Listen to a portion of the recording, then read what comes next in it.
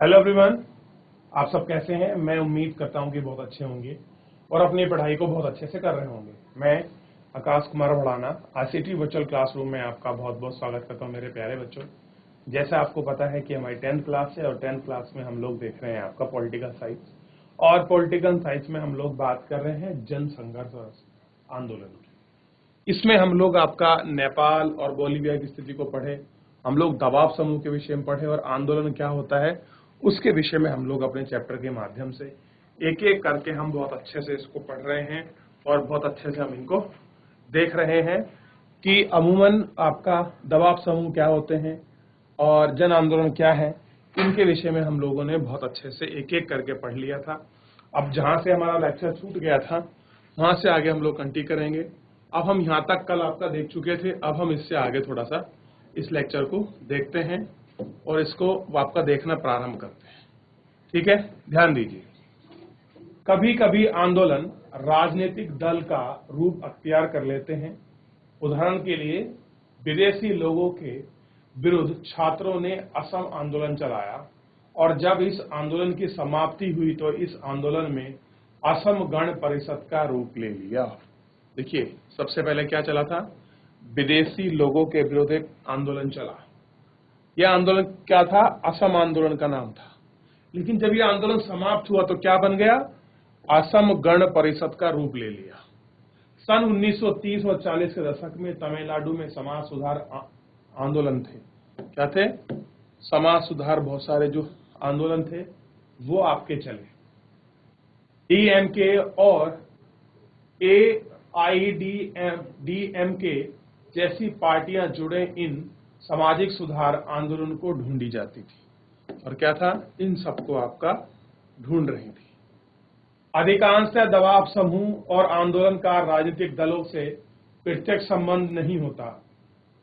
दोनों परस्पर विरोधी पक्ष लेते हैं, फिर भी इनके बीच संवाद कायम रहता है और सुलह की बातचीत चलती रहती है। आंदोलनकारी समूह ने नए नए मुद्दे उठाए और राजनीतिक दलों ने इन मुद्दों को आगे बढ़ाया। राजनीतिक दलों के अधिकतर नए नेता दबाव समूह तथा आंदोलनकारी समूह में आते हैं। कहाँ आते हैं, जो भी नए नए मुद्दे उठाते हैं उसमें कौन आते हैं, जितने भी आपके राजनीतिक दल के लोग हैं वो सारे लोग क्या आते हैं, इस दबू और आपके दबाव समूह के अंतर्गत आते हैं। ठीक, ये आपको पता होना चाहिए। ठीक है, चलिए आप इनको ध्यान रखिएगा, देखते चलिए। थोड़ा सा आगे देख लेते हैं, इसमें बात करेंगे क्या है दबाव समूह और आंदोलन के प्रभाव सकारात्मक होते हैं। कह रहे जो भी आपके प्रेशर ग्रुप है और आंदोलन है, जो इनका जो इफेक्ट है वो क्या आपका सकारात्मक होता है, यानी कि जो भी आंदोलन ग्रुप का जो चीजें होती हैं वो आपकी सकारात्मक होती हैं या नकारात्मक होती हैं। तो यहां सकारात्मक की बात कर रहे हैं। क्लियर है, कैसे है सकारात्मक, इसको भी हम देखेंगे। तो फिलहाल जितना हमने पढ़ा है इसमें अगर किसी का कोई डाउट हो, कोई कंफ्यूजन हो तो मेरे प्यारे बच्चों आप मुझसे पूछ सकते हो। आपके पास 30 सेकंड है, फिर हम लोग आगे बढ़ जाएंगे। एक बार पूछ लीजिए आप सभी। चलिए बच्चों, डाउट है किसी का, आगे बढ़े। चलिए, ऐसे कितने बच्चे हैं कि अपनी क्लास से माइक लेंगे और चैप्टर को पढ़ना प्रारंभ करेंगे, बताइए बच्चों। है कोई बच्चा? नहीं है तो हम ही पढ़ लेते हैं, क्योंकि आप लोग तो पढ़ना ही नहीं चाहते। क्लास में बस महात्मा बुद्ध की तरह अपने प्रवचन सुनते रहते हैं और आप उसमें पार्टिसिपेट नहीं करते।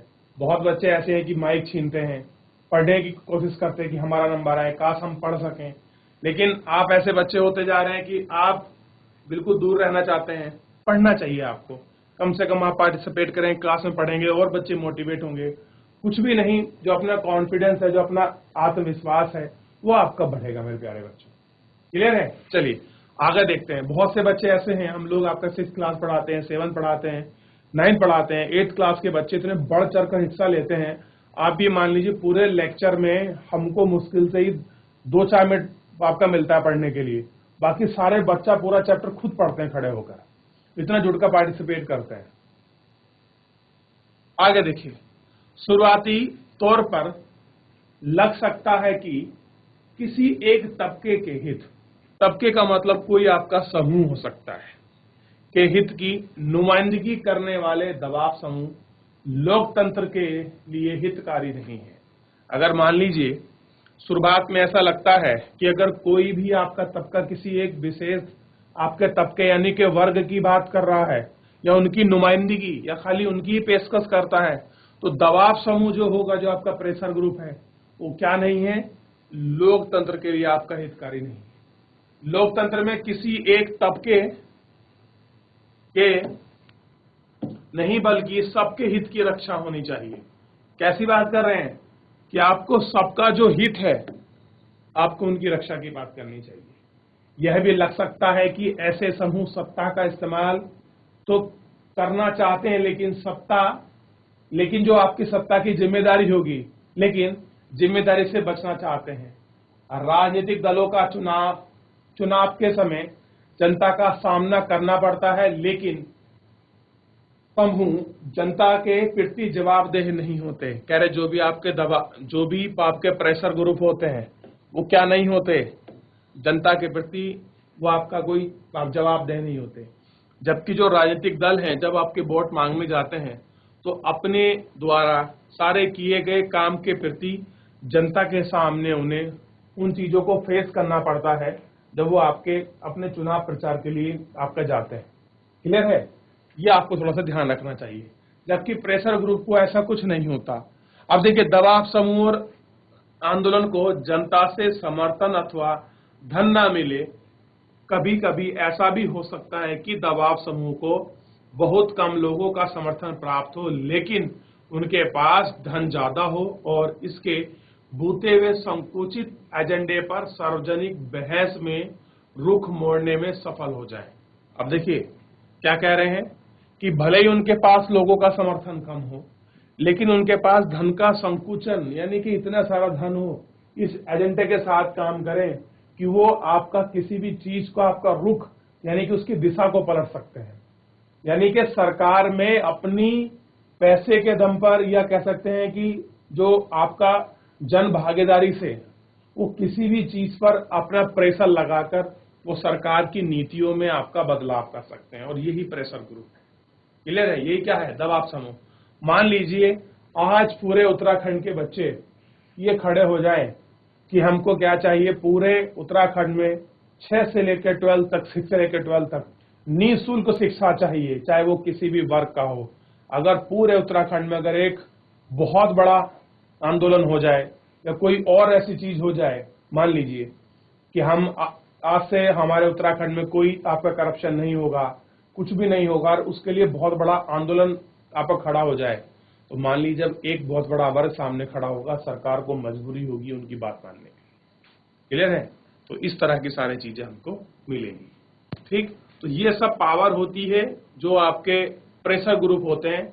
या तो उनके पास लोगों की संख्या बहुत आपके ज्यादा हो, या फिर उनके पास एजेंडा अच्छा हो, और साथ ही साथ एजेंडे के साथ जो उनकी पकड़ है वो बहुत अच्छी होनी चाहिए।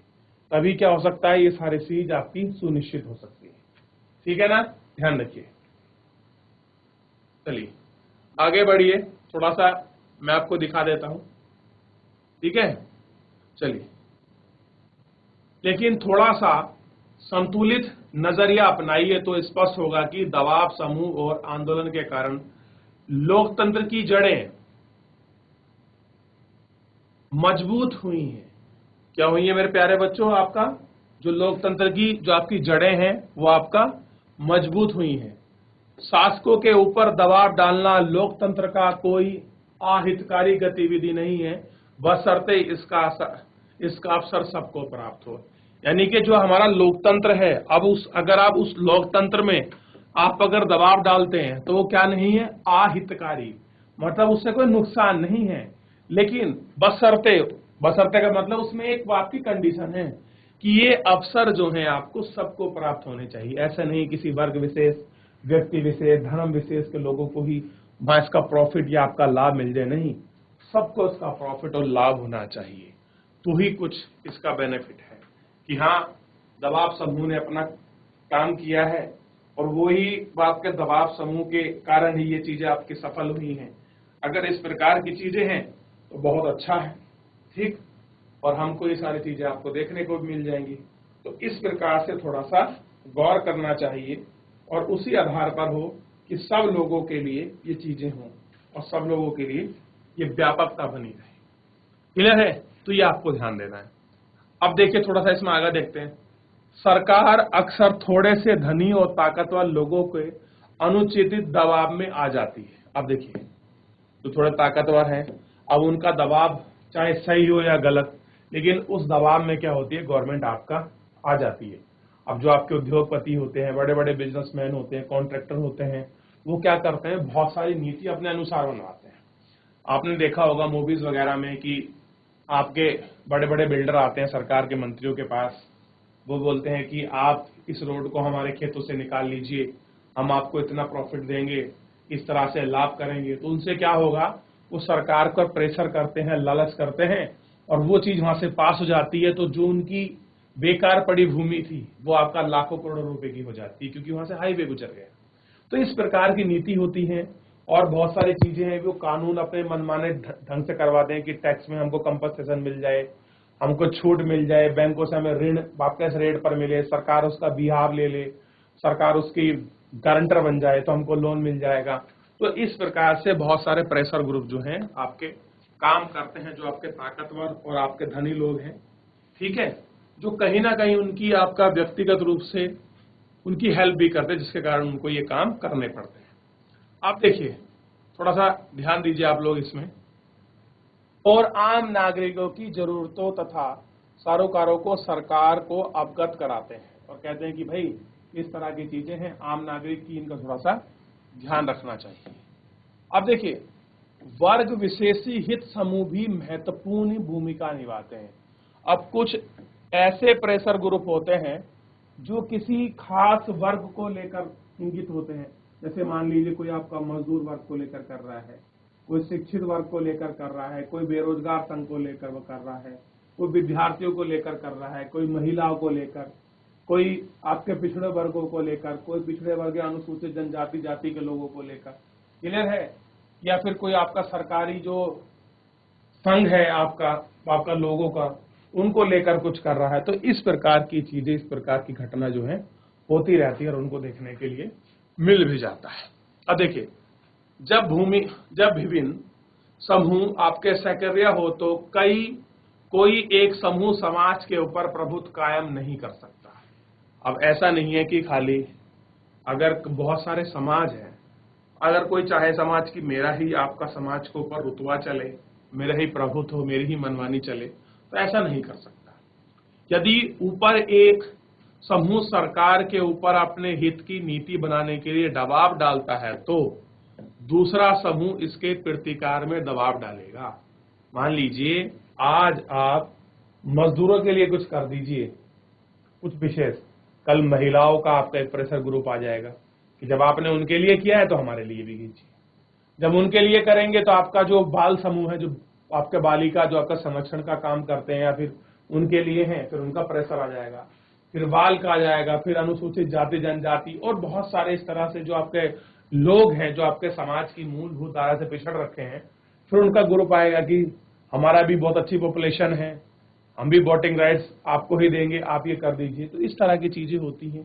जो भी वर्ग विशेष समूह सरकार को लोग लुभावन देते हैं चुनावी आगाह के लिए, ठीक, इस परस्पर विरोधी हित के बीच सामंजस्य बैठाने और शक्ति संतुलित करना संभव होता है। अब देखिए, दोनों वर्गों को मैनेज करना है, उसमें असमंजस और सामाजिक रूपता बढ़ाना है कि भाई दोनों आपस में लड़े ना, किसी प्रकार का विवाद ना हो और हमको सरकार को नुकसान ना हो, सारी चीजें मिलकर चलें, उनमें आपका सामंजस्य बैठाना भी एक इसमें बहुत बड़ी बात होती है। क्लियर है? ये आपको ध्यान रखना चाहिए, ठीक, कि कैसे हम इनमें सामंजस्य आपका बैठा सकते हैं। देखिए, चैप्टर तो पूरा आपका समाप्त हो गया, ठीक है ना। अब थोड़ा सा इसमें कुछ पैराग्राफ चीजें हैं, आप इनको खुद भी पढ़ सकते हैं, देख सकते हैं। एक बार छोटा सा ये जो कार्टून है के माध्यम से जो आपकी इमेज दी गई है, आप इसको देख लीजिए, फिर इसके नीचे एक्सप्लेन करते हैं, फिर उसके बाद जो आपके क्वेश्चन आंसर हैं हम उनकी तरफ आगे बढ़ जाएंगे। क्लियर है? चलिए ध्यान दीजिए इस पर।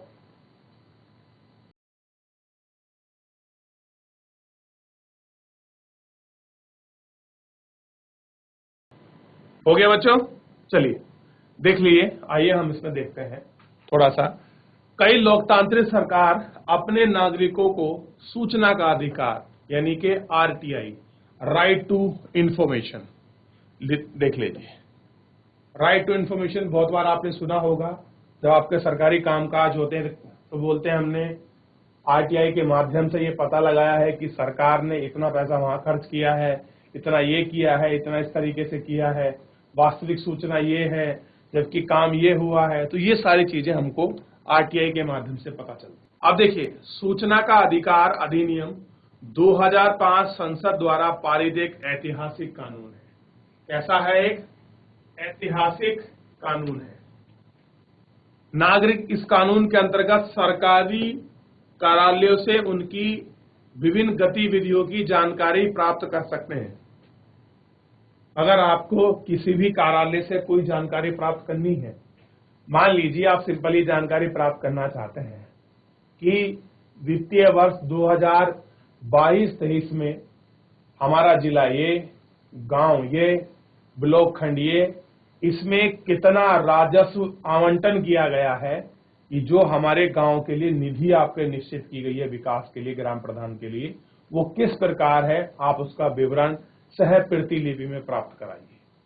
तो सरकार क्या करेगी, जो आपका ब्लॉक खंड होगा वो पूरा आपको स्ट्रक्चर बनाकर उसकी प्रतिलिपि के साथ आपको भिजवा देगी और आपको बताएगी कि आपके जो गांव में आगामी योजनाएं हैं वो इस प्रकार हैं और ये पैसा इतनी इतनी जगह पर आपका खर्च होगा, इतनी मीटर लंबी सड़क है, इन लोगों के बीच, घरों के बीच है, ये नाली बनना है, ये आपकी पक्की रोड बननी है, ये आपके जल के स्रोत बनने हैं, यहाँ पर बिजली का आपका खंभा लगना है, यहाँ पर स्वास्थ्य सेवाएं बननी है, यहाँ पर प्राथमिक केंद्र बनना है। तो ये सारी जानकारी हम लोग आरटीआई के माध्यम से जुटा सकते हैं। क्लियर है? चलिए एक छोटा सा काम करिएगा आप लोग घर जाकर, मेरे प्यारे बच्चों, आप लोग जरूर पढ़िएगा कि सूचना का अधिकार 2005 अधिनियम क्या है। एक बार ध्यान दीजिए, वापस आपको दोबारा बता देता हूं, इस अधिकार को एक बार दोबारा पढ़ लीजिए। सूचना का अधिकार अधिनियम 2005, आप इसको पढ़ोगे तो इसमें आपको बहुत कुछ विस्तृत जानकारी मिल जाएगी। ये ऐसा अधिनियम है मेरे प्यारे बच्चों, आप इस अधिनियम के माध्यम से, आप आरटीआई के माध्यम से ये भी पूछ सकते हैं कि प्रधानमंत्री की रसोई का 1 महीने का खर्च कितना है। देखिए, ये लोकतंत्र की ही नींव का एक बहुत बड़ा एग्जाम्पल हमारे सामने है और आप किसी भी कार्यालय में अपनी जानकारी स्पष्ट ले सकते हैं। ठीक है, आप ये भी पता कर सकते हैं कि हमारे आपका शिक्षा विभाग ने हमारे स्कूल के लिए कितना आवंटन राशि दी है। ये सारी चीजें आपको मिल सकती हैं इस सूचना के अधिकार के माध्यम से। क्लियर है? निःशुल्क लगती है। आप अगर प्रतिलिपि मंगाएंगे तो लगभग 50 पैसे आपका प्रति, जो आपकी फोटोकॉपी होता है उसके हिसाब से कुछ चार्ज लेती है सरकार। और आपको क्या होगा, ध्यान दीजिए, 41 दिन के अंदर यानी कि 41 डेज के अंतर्गत, ध्यान दें आप, 41 दिन के अंतर्गत जो आपने आरटीआई लगाई है उसका जवाब जो है, जिस भी आप संबंधित विभाग को लगा रहे हैं, कोई भी आपका विभाग है, मान लीजिए आपने शिक्षा विभाग को लगाई, तो शिक्षा विभाग को क्या करना पड़ेगा, उसका जवाब देना पड़ेगा आपको बाय पोस्ट आपको जवाब मिलेगा। क्लियर है? तो ये सारे राइट्स हैं, ये सारी चीजें हैं। देखिए, कोई सिलेबस में अगर चीजें हैं, छोटा मोटा नहीं है। अभी आपने पढ़ा दबाव समूह, प्रेशर ग्रुप, आंदोलन पढ़ा, ये सारी चीजें। देखिए, अभी ऐसे कितने बच्चे हैं जो अभी 10th में है, फिर 12th पास करेंगे, आपका ग्रेजुएशन में आएंगे, भारतीय सिविल सेवाओं की, भारतीय प्रशासनिक सेवाओं की, एनडीए की, सीडीएस की, एयरफोर्स की, मेडिकल की, इंजीनियरिंग की, जेई की, नीट की, और बहुत सारे ऐसे क्षेत्र हैं वैज्ञानिक, जो आप डीआरडीओ वगैरह में जाएंगे, उनकी तैयारी करेंगे। तो जितने भी आप लोग कंपटीशन की आपको तैयारी करोगे भारतीय सिविल सेवाओं की, उनमें ये मेंस के रूप में पूछा जाता है कि दबाव समूह क्या होते हैं, ये कैसे सरकार पर अपना दबाव बनाते हैं, इनका काम क्या होता है, ये कैसे सरकार की नीति को बदलते हैं, ये सब पूछे जाते हैं आपसे। लेकिन विडंबना की बात यह है कि ये सब चीज हमारे, देखिए, 10th के सिलेबस में हमारे पूरे चैप्टर में बहुत अच्छे से एक्सप्लेन किया गया है। आपसे पूछ लें कि जन संघर्ष और आंदोलन के बीच क्या अंतर है, आप लोग एग्जाम्पल देकर स्पष्ट करिए। तो आप बोलीविया और नेपाल का एग्जाम्पल दे सकते हैं बिल्कुल सिंपली कि भाई जो आपका नेपाल में हुआ वो आपका जन संघर्ष था, और जो आपका बोलीविया में हुआ वो आंदोलन था। एक सरकार के खिलाफ नीति थी, एक लोकतंत्र को बहाली करने के लिए आपका जन संघर्ष था। अगर आपने चैप्टर को पूरा पढ़ा है, आपने समझा है, तो ये चीज आपके बहुत लंबे समय तक आपके माइंड में बनी रहती है। और नहीं भी है, आप जस्ट छोटा सा आपका मेमोराइज करते हैं, आपको एकदम से याद हो जाती है। अब देखिए, मैं आपको पढ़ाता हूं, मैं कहीं कहीं आपको गोल करते हुए चलता हूं, बात को अंडरलाइन करते हुए चलता हूं। इसका सिंपल सा मतलब है, ये चैप्टर का आपका की पॉइंट्स है। अगर हम चैप्टर को देखते हैं, हम इनको हाईलाइट करते हैं, रिवीजन करते हैं, इवन अगर हम अपनी बुक का पन्ना भी पलट रहे होते हैं, तो हमको ये 2-4 पॉइंट अगर हम लोग आपके नजर दौड़ा दें, तो पूरे चैप्टर की जो आपकी समरी है हमारे माइंड में सट जाती है कि अच्छा, नेपाल की कहानी तो ये थी, बोलीविया की ये थी, पोलैंड की कुछ इस प्रकार कहानी रही थी, प्रेशर ग्रुप ये है, दबाव समूह ये है, वर्ग विशेष ये है, इस चैप्टर का कंक्लूजन ये है, और ये हमने पढ़ा है। तो इस प्रकार से आपका मेमोराइज हो जाता है। जस्ट मान लीजिए आपको परीक्षा से पहले रिवीजन करना है, इस तरह से तो करते हैं। ऐसा थोड़ा ना कि पूरा चैप्टर क्वेश्चंस को आप लोगों ने लगे हैं रट्टाफिकेशन में, ऐसा नहीं है। देखिए, आप जितना स्मार्ट होकर पढ़ेंगे, आप चीजों को जितना स्मार्ट करके समझेंगे, उतना ही आपके लिए आपका सरल हो जाएगा। देखिए, इसलिए मैं बोलता हूं कि आप सब चीजों को अच्छे से देखिए। अब हम लोग पढ़ाते हैं, हम बहुत सारे स्कूल को देखते हैं, मैं कुछ लिख रहा होता हूं, कुछ नोट बता रहा होता है इंपॉर्टेंट, तो बहुत सारे बच्चे ऐसे होते हैं जो क्लास में बिल्कुल आराम से बैठे रहते हैं। कुछ ऐसे बच्चे या बच्चे होते हैं, मैंने कुछ बताया, जैसे अभी मैंने बताया कि आप लोगों को एक बार पढ़ लेना चाहिए सूचना का अधिकार। तो कितने बच्चे और बच्चे ऐसे जिन्होंने अपनी कॉपी पेंसिल लिख दिया कि चलो एक बार कम से कम हम लोग घर जाएंगे तो अपने मोबाइल से गूगल करके पढ़ लेंगे कि आरटीआई क्या है। लेकिन बहुत बच्चों ने बस सुना, इधर से सुना और इधर से निकाल दिया। क्लियर है? लेकिन कुछ ऐसे हैं कि चलो जब कुछ बताया सर ने, कुछ हम ढूंढते हैं। और बहुत बच्चे ऐसे भी हैं मेरे प्यारे बच्चों, जब मैं उनसे कुछ पूछता हूं कि मैं आपके लिए होमवर्क दे रहा हूं, और नेक्स्ट दिन जब मैं आपका पढ़ाने आता हूं तो मुझे ध्यान नहीं रहता, तो बच्चे खुद जुड़ते हैं कि सर वो आपने क्वेश्चन पूछा था, उसका आंसर ये है। तो ऐसा लगता है कि जब आप छोटा सा प्रयास कर रहे हैं, एफर्ट लगा रहे हैं, तो हमें भी खुशी होती है। अब देखिए, 6th क्लास के बच्चों को मैं आपका ज्योग्राफी पढ़ा रहा हूं, वो बच्चे बढ़ चढ़कर भारत का मैप बनाते हैं। आप उनसे सारे आपका राज्य पूछ लीजिए, 6-7 के बच्चों को यूनियन टेरिटरी पूछ लीजिए कि केंद्र शासित प्रदेश कहां है, कहां पर अरब सागर है, कहां पर बंगाल की खाड़ी है, कहां पर हिंद महासागर है, कहां पर पाकिस्तान है, कहां पर अफगानिस्तान है, कहां पर आपका चाइना है, समय कैसे निकलता है, उत्तरी गोलार्ध कहां है, दक्षिणी गोलार्ध कहां है, क्लियर है, कर्क रेखा कहां पर है, मकर रेखा कहां पर है, कहां से भारत का समय निश्चित होता है, उन्हें सब पता है। जानते हो क्यों? क्योंकि मैं उनको बोलता हूं कि चलिए जल्दी बच्चे से आप लोग कर्क रेखा बनाइए, मकर रेखा बनाइए, मैं आपको 1 मिनट का समय देता हूं। बच्चे फटाक से गोल घेरा बनाते हैं, पृथ्वी को बनाते हैं, और जैसे भी वो जिस तरह से भी, देखिए भले ही वो सटीक ना बना पाए, लेकिन उनका प्रयास तो है, वो लोग बनाते हैं उस दिशा में। फिर वो अपने कैमरे के माध्यम से दिखाते हैं कि सर देखिए, सर देखिए। तो कम से कम उनमें एक अपनी क्यूरियोसिटी जगती है कि बच्चे प्रयास तो कर रहे हैं। और कुछ ऐसे होते हैं बैठ के हंस रहे होते हैं क्लास में कि मैं तो घर जाके कर लूंगा। वो दिन कभी नहीं आता।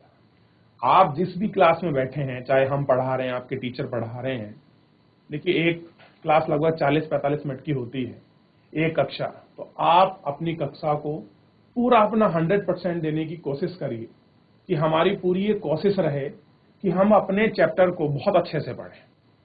देखिए, आपके सप्ताह में 7 दिन होते हैं, आप जितना पढ़ रहे हैं आप उसका प्रॉपर रिवीजन भी करिए।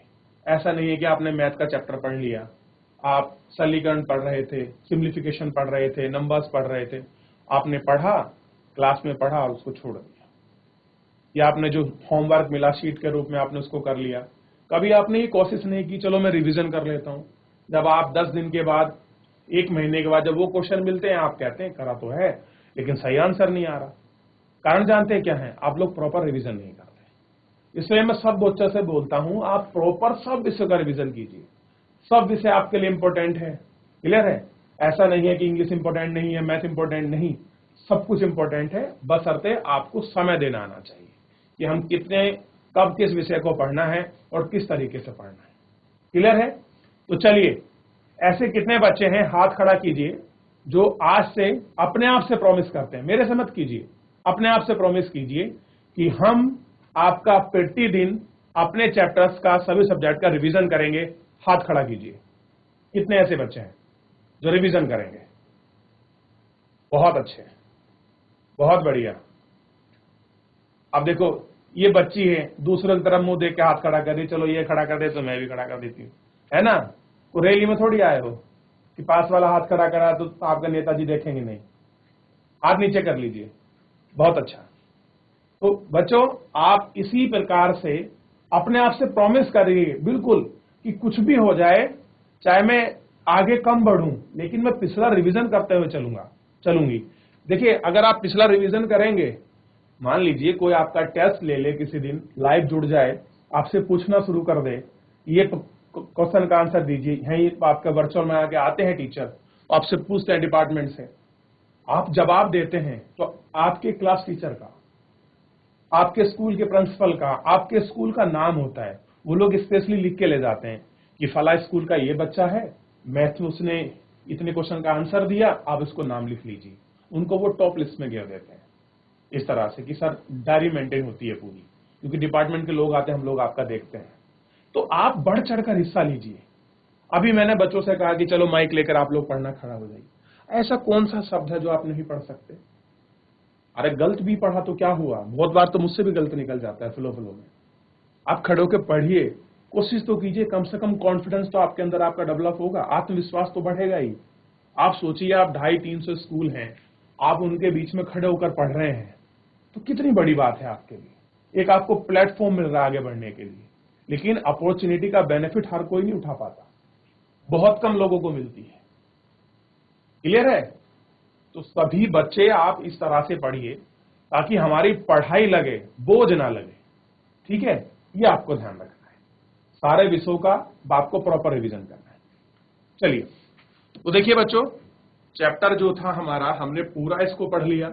अच्छे से रिवीजन कर लीजिए। आप कुछ डाउट बनता है, आप बेधड़क मुझसे पूछिए, कोई ऐसे घबराने वाली बात नहीं है। तो चैप्टर का नाम ध्यान रखना है, जन संघर्ष और आंदोलन। चैप्टर हमारा नंबर कौन सा था? 5th। ये हमारा कंप्लीट हो गया। अब हम कल क्या करेंगे? कल इसके क्वेश्चन आंसर करेंगे। क्या करेंगे? कल हम इसके क्वेश्चन आंसर करेंगे, और क्वेश्चन आंसर के अंतर्गत मैं देखूंगा कि ऐसे कितने बच्चे हैं। देखिए, वॉलेंटरी है, कितने बच्चे ऐसे हैं जो घर से इन क्वेश्चंस के आंसर आप लोग ट्राई करके आएंगे कि हाँ ये इसका आंसर होगा, फिर मैं आपको लिखाऊंगा। ठीक है? फिर आप चेक कर लें या खुद बताएं, माइक लेकर जुड़ें कि सर ये पहला क्वेश्चन आपने बताया था कि दबाव समूह और राजनीतिक आंदोलन किस तरह से प्रभावित करते हैं राजनीति को। इसका आंसर मैंने लिखा है, मैं आपको अपनी बुक के माध्यम से, नोटबुक के माध्यम से मैं आपको बताना चाहती हूँ। कम से कम आप बताएंगे, आपको देखकर 2-4 बच्चे और प्रेरित होंगे। तो आप इस प्रकार से कीजिए, बहुत अच्छा आपके साथ जुड़ाव होगा। मेरा भी बहुत आपका मोटिवेशन होगा कि मेरे बच्चे पढ़ने पर ध्यान दे रहे हैं। तो आप इस तरह से कीजिए। तो मेरे प्यारे बच्चों, आज के लिए इतना ही, और सभी मेरा बच्चों से अनुरोध है कि अपने चैप्टर का प्लीज सबका रिवीजन करिए, अपनी पढ़ाई को अच्छे से करिए, स्वस्थ रहिए और अपना ध्यान रखिए। तब तक के लिए धन्यवाद। मिलते हैं नेक्स्ट लेक्चर।